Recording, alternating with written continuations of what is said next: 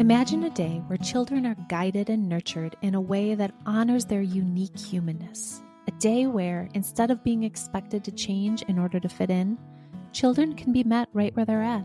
Welcome to Where They're Planted, a podcast for parents and care providers of unique children. Caring for a child with a developmental, emotional, or behavior challenge, a neurodiverse brain, or difficult early life experiences can be confusing and exhausting. On this podcast, we'll help your child flourish and strengthen their roots by helping you not only understand them, but also gain the skills to help them bloom where they're planted. We'll use brain science, nervous system tools, collaborative strategy sessions, and a deep understanding of the developmental process to create a fertile environment around your child in order to nurture their growth. I am your host, Jen Bluske, an occupational therapist with over 25 years of experience and a parent coach. My most closely held title, however, is that of a single mom of 2 thriving adopted kids, so I have walked this walk. I am truly excited to share, teach, and dive into these important topics on each episode. Welcome back to Where They're Planted. Today we are going to continue our series on neurodivergence and autism. My intention with this series is to create curiosity and beginnings of understanding through the eyes of the autistic experience. As we always do on this podcast, our goal is not to change or fix. Our goal is to create connection and safety for our children through our adult connections and parenting. Today, I am bringing on a dad who is newly diagnosed and on his own journey of living the experience of neurodivergence and raising a neurodivergent child.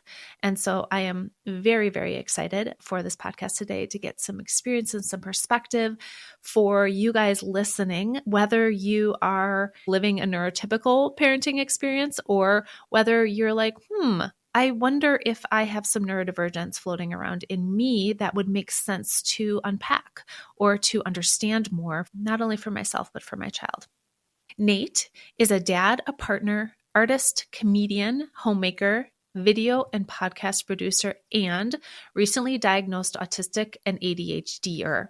On the third Monday of every month, he also hosts a monthly live comedy interview show at Gamma Ray Bar in Madison, Wisconsin, called Several Questions, where a panel of guests answer important questions like, are birds good or bad? He is also the parent of an autistic daughter and a son, and we just have a lovely conversation. He's got such great insights into his experience. So welcome, Nate. I wanted to start today by seeing, Nate, if you can just share a little bit about your story. Sure. I guess my relationship with autism began a few years ago. My daughter was having struggles at daycare, behavioral problems, just huge outbursts and acting out physically with other kids and stuff, to the point that she was, like being sent home with some frequency.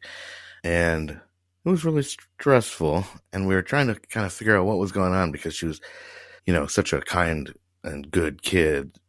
And then all of a sudden this behavior would pop up that we couldn't explain. And it was happening at home too, more probably at daycare, more conflict. And so actually one of her daycare providers had a kid on the spectrum, and she recommended that we get her assessed to see what was going on there. And I looked into it some more and it started to make sense. So we got her assessed, and she does have autism, and that kind of started to explain a lot. It's been kind of a long learning journey because, I don't know, my generation has a wrong idea about what autism looks like and what it is. Yeah. And that was definitely me too, So that was kind of a big re-education. And as that was happening and as I was getting her assessed and learning more about it, I kind of started to realize that I was really relating to a lot of the experiences she was having, and a lot of the things that I was like, because it was funny because I was doing it from a very typical perspective, the perspective that I had been living my whole life, kind of the perspective that I've been at least faking my whole life.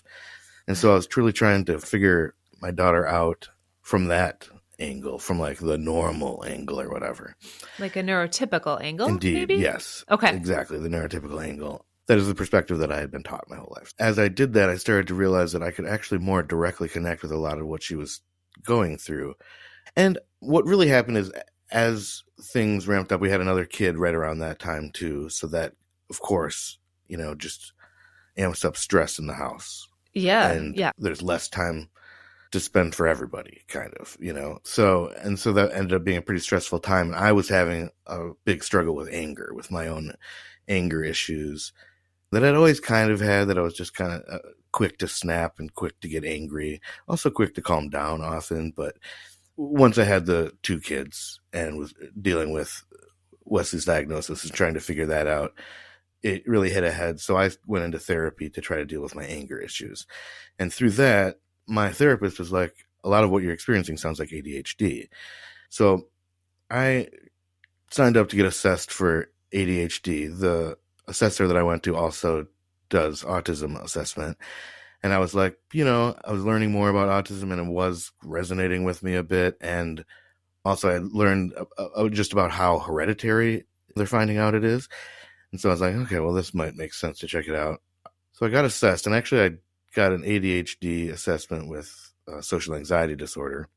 And it didn't quite seem right to me. There was something missing, and I kind of went through the tests and went through the assessment and kind of realized that what I was doing because so much of it is self-assessment for adults. Yeah, which is all of the autism assessments, all behavioral assessment, right? Yeah, it is. Yep. And so it's pretty difficult for a high masking autistic person, which is what it turns out I am, to answer a self-assessment like that, because my whole life I've been trying kind of not to stand out in those ways. And also, I think because of my literal thinking, some of the questions were just really confusing and hard to answer fully. So I would end up with a lot of 3s because it would be like, how much do you agree with this statement?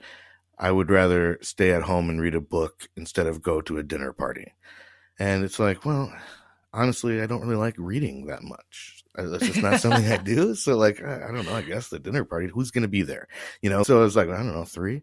But that isn't answering the question that they're getting at. So actually I went back in to my assessor and had another appointment where we went through all the assessments together and we talked through the questions, and I kind of explained why I was answering the way I was. And then she could kind of adjust it for what the question is actually asking and what it's getting at, so she could interpret my answers more accurately. And the assessment score changed completely once I did that. So, and that's been great. That was about almost a year ago, and it's been a huge relief in a lot of ways as far as kind of revisiting my narrative and editing it, because a lot of the things that are autism and that lead to some real challenges living in a neurotypical society, a lot of those things I was blaming on myself. I was taking a lot of blame for, and that affected my whole psyche for 47 years. I started real early. I think I started masking really early. I'm very verbal.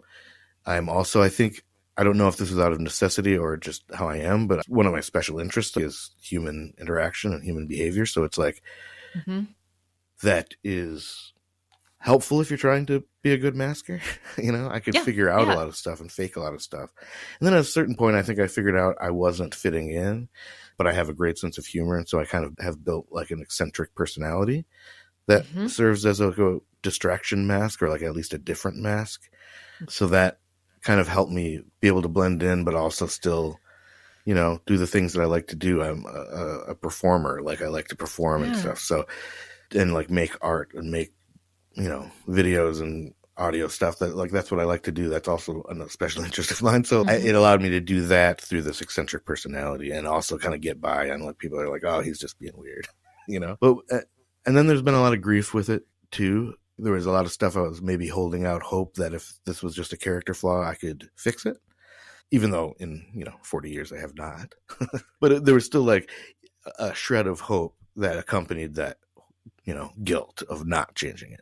And so that has been extinguished, but then that just means I can adjust my focus to the things that I am good at and the strengths that I have, and adjusting around those things, obviously. But still there is that period of grief. And then also that grief of, boy, what if I would have figured this out 20 years ago even? In a way, I'm kind of glad we didn't figure it out when I was a kid, because I think things were way different when I was a kid. And I think I may have been shoved scholastically into a direction that wouldn't have been good for me. The route that I ended up taking wasn't great for me. I didn't learn well in environment, in a typical environment. I just wasn't that great at it, but I was pretty good at faking it. And I was good at figuring out what people wanted and giving it to them. So I was good at, essay exams, for instance. I was very good at, because I was very verbal and I could figure out what somebody wanted from me and do it. So there's that. So all of that like reconsideration of my past has been both very good and hard. And then going forward, it's very nice. It's like been very illuminating to be able to like see my behaviors and see what's going on in my life and see my struggles, know what they are, and now be able to like honestly find solutions or work on solutions, because I am like a solutions oriented person, but I was missing such a big piece of information. Yeah. So Nate, in this journey that you've been on, how has learning about your own neurodivergence shifted your parenting with your daughter? It shifted it a lot. I think one thing I realized is how similar we are. I mean, I guess I sort of always knew that, but like really like neurologically now, like how similar we are. And it helped me realize that I could directly connect my experience to hers, so I could figure things out a little more easily. Some of the stuff that doesn't make sense, that is like hard to see. For instance, equalizing behavior. There's, behavior that she'll do when she's feeling like her autonomy is being stripped. She also has the PDA profile. So when she feels her autonomy being stripped, she starts equalizing and doing these other behaviors that look very calculated and manipulative, but they're actually just her tools that she's developed because she's very smart and she was able to find these tools and develop them. So she's using them automatically. She's not making these decisions in those moments when she's, when she's dysregulated. She's not making those decisions. And it's helped me really realize how much of a nervous system disorder this is, PDA and autism, and how thinking about it through that lens, we've really shifted our thinking a lot from behavior to regulation, to giving her what she needs to do the behaviors that she wants to do, because she knows the rules. She likes the rules. She likes being a team player, but sometimes she can't. So there's been a big shift for me with that, and realizing that I am her co-regulator and how important that is, that I've shifted a lot to snuggling as a solution to a whole lot of problems. And it works. It seems so simple, but it's not that simple. It's not that simple. And also when you're a PDA, I think I'm a PDA profile too. So when I'm me, it's very hard to get out of because I am also activated easily, and by her, because we're linked so closely that. Of course. So my realizing that kind of like where one of us goes, the family goes kind of, and being able to break that cycle so that when she's having trouble, I don't follow her, and that I provide a place for her to land. And the way I've like learned to think about it, especially with her, it's harder to turn it around on me. But the way I think about it, she has a certain number of tokens, and once she's done with those tokens, she's kind of done. So like when she went into kindergarten this year, she started all of a sudden having to spend so many more tokens during the day that when she got home, she just didn't have any left. She was out. Yeah. And for people listening, this is also referred to sometimes as spoon theory. I agree. The idea of spoons is a weird concept. I like your idea of tokens better. There's also like a funny autistic spoon thing that there's often heavy spoon preferences for autistic people, apparently. And I agree with that, and my kids agree with that. Like you have to have the right spoon for the right. Yeah. It's a weight thing. It's like it depends on the person, I guess. But. I actually feel that in my body. Yes. Yes. There has to be the right spoon for the right. Yes. Like sensory wise, there's a lot of pitfalls for silverware, actually. There is. And eating. So like combining the two is kind of dicey.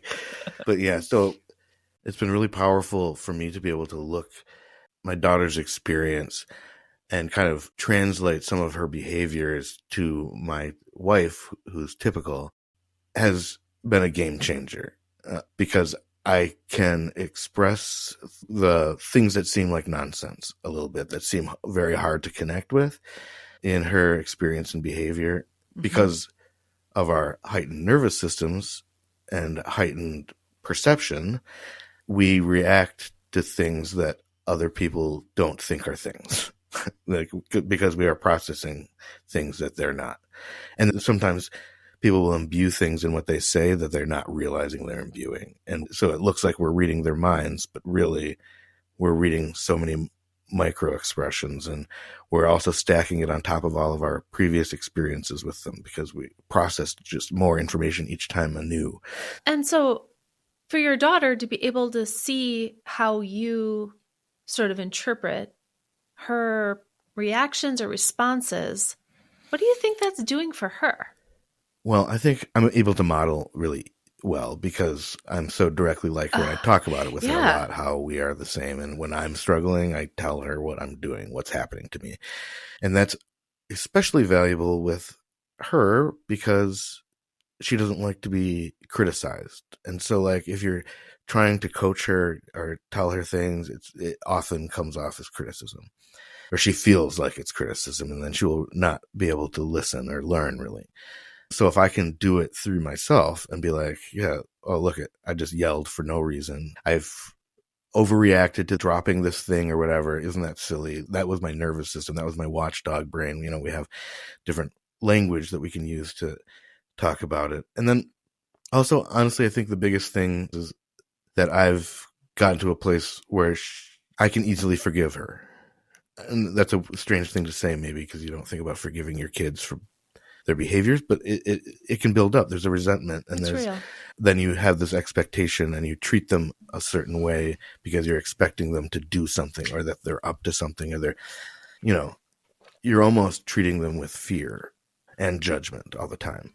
And so what I've been able to do, not entirely, obviously, but like more, is not judge her when she does things and like forgive her quickly. Like, not even say anything about it. Just like, you know, we'll talk about it later probably, but not always even, because it's just like, I know what's happening and I know what she needs. She's not wanting to do this. She does know better, you know? And so if I can just show her that I understand her, understand why she did it, why whatever happened, what she's feeling and what she needs, I feel like that just gives her safety. And that's all she needs. She needs extra safety. And I feel like emotionally, that's what I can give her through that.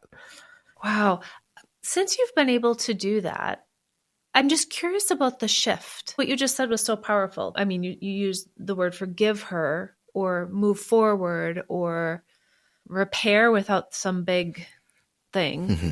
Have you seen a shift from that, being able to do that with her? Yes. There's just a lot more peace because we used to get in cycles more easily. And we've been better about being able to break the cycles and let her give her strategies to get away and move away. One thing I've noticed is that she's just seeming like she has more tokens and she's spending fewer. You know, it still gets hard at the end of the night, and it still gets hard when her brother's bugging her because her brother's still a little brother. Mm-hmm. But she's using her words a lot more. She's, you know, able to access tools a lot better. And when she can do that, she's like a natural problem solver. So when she can access her tools, she's great, like better than other people, like better than everybody else. Yeah. To me. Yeah. I mean, right. Because what you've described before is all these categories of like previous experience that have all lined up.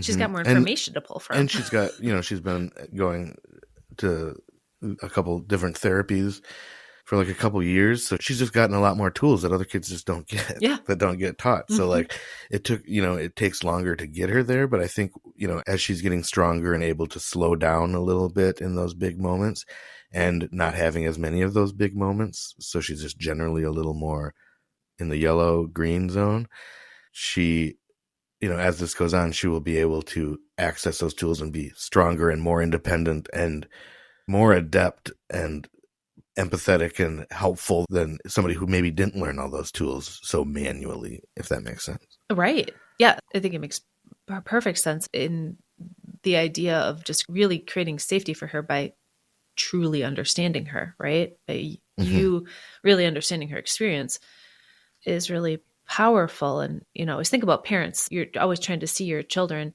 And, you know, some parents who are listening are neurotypical, but some parents who are listening might be neurodivergent and just haven't gone down that path yet. And so that's where, you know, how you're describing like, oh, I sort of saw some of that in myself, and the work you're doing, I think, is really supportive to her. I just wanted to say Yeah. one other thing Yeah. that I'm trying to do is I'm trying to be kind of outward facing about my autism, which I don't know would be my natural inclination. I mean, I do like it as sort of a bid for understanding. I do like having that to be like, hey, just so you know, like in case am not doing it right, like that's probably why, you know? Mm-hmm. But also, I think it's important. I would just want her to grow up in a place where she doesn't have to feel like she has to hide. And I want her to know that I'm proud of her, that I'm not ashamed of her, who we are. Yeah. That's just lovely. And, I guess within that, how are you advocating for her and for yourself in other environments? I mean, it sounds like in your home, there's just a really supportive family unit. How are you modeling or advocating just directly for her so she doesn't feel like she has to hide her neurodivergence, so she can be her true self? She has her struggles at school. She's doing really well. There's just like times here and there. She has an IEP. We have to keep up on that pretty hard, and we have to like really try to be thoughtful.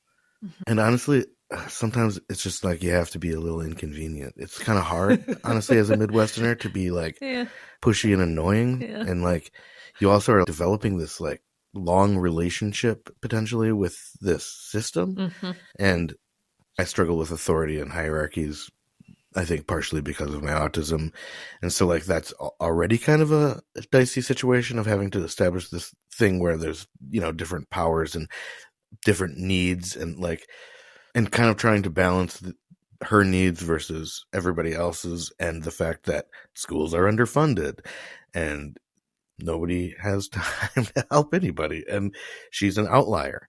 And so, it's hard because we're pushing for these individual solutions, but at the same time, I understand the limitations, but I almost have to ignore them in order to push through to get what she needs. Yeah. And a lot of it for me has been talking to her, talking about her experience, which is tricky because she doesn't always like to talk about school once she's gone, but trying to figure out, like asking her really curious questions about how it's going and what she needs and what kind of fidgets she likes or like what parts she struggles with, and so there's a lot of that. And then there's some of just having to let some of it go, honestly, is like trying to trust the world and trust her and keep lines of communication open and keep talking and keep trying to try new things and checking in. But it's a tricky system and I'm pretty worried about it, to be honest. Yeah. Well, yeah. And you're verbalizing what so many parents have verbalized. And I'm hearing that by, bringing it up and you're teaching some self-advocacy for her within a neurotypical system that isn't quite, well, we have a long ways to go to truly see neurodivergence and not just expect everybody to follow along the neurotypical path, And so I think the power of you giving her some of those early advocacy skills is important. I hope so. And yeah, she is encouraged to stand up for herself and say what she needs.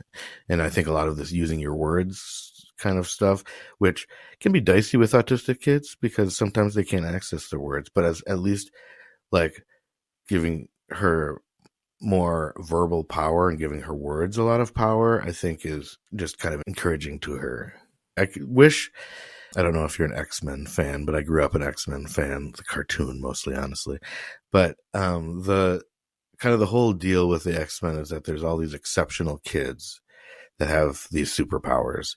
And there's this school, I don't even remember what it's called, but Professor X is the leader of the school and finds these kids, these mutants is what they call them, because they have these, special powers and they're treated poorly by society. And he finds them and he teaches them each individually to harness their skills and to use them responsibly and to, figure out how to be in the world and how to be the best in the world.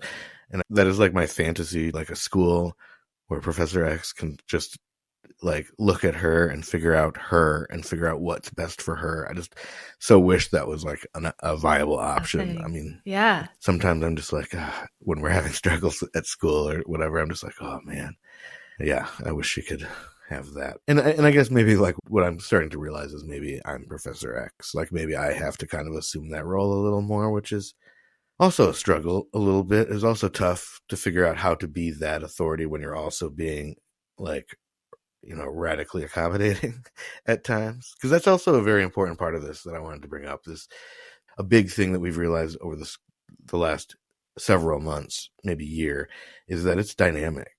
Everything about her skills, what she's capable of, how she's going to be, it's all very dynamic, and it'll ebb and flow. And just because something got better and she's like doing really, really well and keeping cool doesn't mean it's going to keep that way. Mm-hmm. And so it's like realizing, oh, she's acting like this. It's not about this. We got to figure out, oh, she's feeling dysregulated. Maybe we've taken her eye off the ball, because that can be challenging when everything gets back to normal and good. Then you start like criticizing again, or like over directing, or going back to your old habits that we learned, and so then it's been pretty rewarding to be able to see the bigger picture and to be able to like see, we gotta go back. We got to go back a little bit. So what we call our boundaries in our household are dynamic boundaries. So they shift definitely depending on what we believe, especially Wes, is capable of. And I mean, we've said it a couple of times now, this is a nervous system disorder. And so, of course, right, her skills are going to shift and change based on where her nervous system is at in any given moment or period of time. And I think that there's just so much power there. And again, you're just meeting her like wherever she's at that day. It's not some preconceived expectation. What advice would you give other autistic adults who are raising kids, especially kids who are also neurodivergent? As much as you can, learn all you can about your kid and their experience. Figure out those like really simple like nervous system solutions, focus on that, and then realize that you can turn all of that care and love and support and turn it on yourself, because you have to, because you won't be able to do any of this if you don't take care of yourself. Also, what I was not doing was realizing that I could get regulation from my kids, like from hanging out with my kids and stuff. I would often view that as like, I would almost not connect because I was kind of in a fight or flight mode. So I was like not connecting. And so I wasn't getting much out of our interactions. And once I kind of turned that back on and realized like, oh, I should just sit here and let them snuggle on me, and that will help me a lot. Like once I realized that it goes both ways, that nervous system thing, that I'm not just giving them, that I'm also receiving from them, that this is a cyclical thing. And so that helped me a lot. I just started honestly just chilling out with them a lot more. And that seems really silly, because I was in like a fight or flight mode, and I was just kind of avoidant and trying to like just get through the days and try not to get activated. Kind of, I was like maybe avoiding situations and avoiding over engagement so that I don't get activated. What I realized was that was not helping, and I was not being present, and I was not in it, and I was not actually sharing my nervous system the way I needed to. That is so powerful. Yeah, and I didn't realize it until I was just really trying to help her. Until I was just really thinking about it, and I was like sacrificing, I was like being a martyr about it, almost like, here you go. Okay, I guess I got to do. And I was like, oh wait, this is like really nice. This feels way better. And now we are getting along so much better for the rest of the day. And, that's been a pretty big revelation. That's a big deal. And that is so powerful for so many parents to slow down and be just chill with your kids. And if your kid will allow it, I highly recommend Snuggles. Yeah. Like that has been like such a big deal. I mean, like, right, we know the power of touch. We know touch is the first thing that regulates the nervous system early in baby. Like, it's just the everything. And so long as there's not tactile defensiveness or whatever, that is going to be one of the first things to regulate. Yeah. Mm-hmm. So a little longer term question, what do you hope for the future in our understanding of neurodivergence? More research, more science. Like, there's just so much information out there, and so much of it is wrong. Mm-hmm. I feel like doctors don't even really know much about it, which is unfortunate. Yeah, just like good, solid information and more awareness of that information, like more outward pushing of that information. Then eventually I would like it shouldn't matter that much. Mm-hmm. Like the specifics, we shouldn't have to prove so much. Maybe we can just set up spaces to be a little more accommodating for everybody. There's the golden rule. This is kind of what I think about, the golden rule of do unto others as you would have done unto you. I feel like I've always thought that was faulty because I don't know what you want. I need to know what you want. So I want to do unto you as you would have done unto you.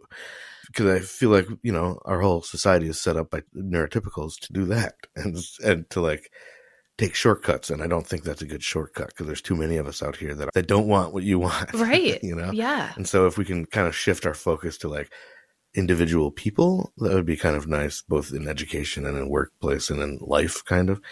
And then I just want her to be in a place where she is happy. Mm-hmm. Yeah. Yeah. She's really seen for who she is. You're naming the desire of all parents, right? And then a parent who's raising a neurodivergent kiddo.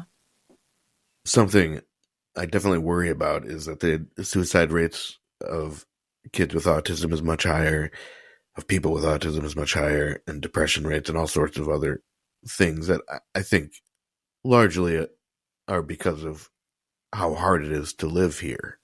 Here, meaning in this society. In this society, when you have autism. Yeah. And so that's something I definitely worry about. Mm-hmm. So I just hope that, as time goes on and more people are diagnosed and more adults realize that they are too, and we, introduce ourselves to our neurotypical neighbors, like, I feel like there will just be more acceptance, and I hope that softens everything and makes it so that it's not so important to fit in to a neurotypical society, and that maybe it's good to just be your own neurotype and be who you are and learn who you are and talk who you are and communicate how you are. And then you can kind of work together. I think that's lovely. I think that it makes so much sense. I think we have a long ways to go. And I am hearing the commitment from so many parents and more providers, slowly but surely, having that commitment to see her human, neurotypical, neurodivergent, however they are. And just that's good enough. Hello, Where They're Planted listeners. I wanted to pop on here and remind you of our Thriving Parents Collective online courses. If you like what you hear on this podcast and are seeking more, check out this resource. This course offers you over 9 educational videos and 50 pages of self-reflective workbook in order to guide you through the process of integrating connected parenting strategies into your day-to-day life. Listen when it's convenient for you and use the content as the foundation for a shared language between you and your partner or family members. In addition, access one-to-one sessions with a parent coach to support individualized strategies to help you meet your child right where they're planted. For listeners, access this course for $99 by using the code THRIVING at the checkout. We look forward to having you join our Thriving Parents Collective. Where They're Planted is a Lit Path Studios podcast and is produced by Jamie Gale and Jen Bluske. Music is by Gaston Reen and Pod 5. Thank you for loving your child right where they're planted.